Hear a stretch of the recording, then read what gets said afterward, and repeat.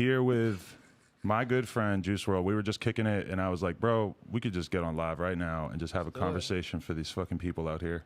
I'm with it. You're in a pretty good state of mind, I would say, right now. You seem like you've been going through some shit lately. Yeah. Really just becoming a healthier person, cleansing myself of certain shit. So like, that's obviously like an obstacle, but I'm getting there. So you always had issues with drugs even before you started to get famous and rich? Yeah, for sure. I mean, it was something that I was into early, low-key, due to music.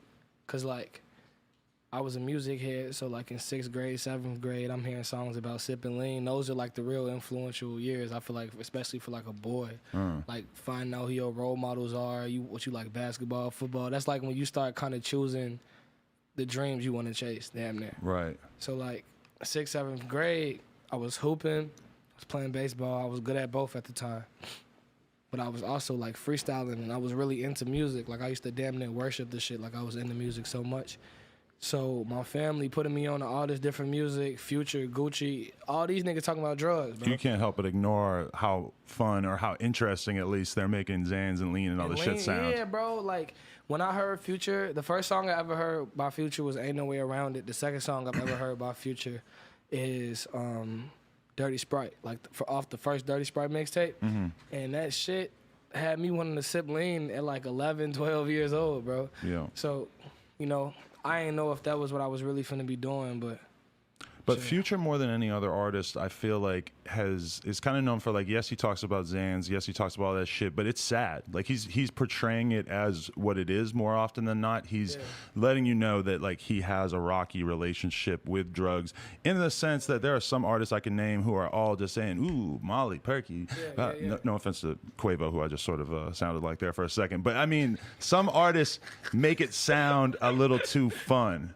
I feel like Future is good, and also you're good because you are, like, clearly, like, telling this tale that is sort of a harrowing tale of, like, you know, doing drugs and sort of losing your mind. You don't make it sound fun all the time.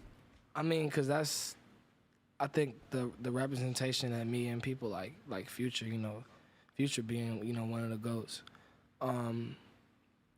We don't talk about it from a good point of view or a bad point of view. We talk about it from a realistic point of view.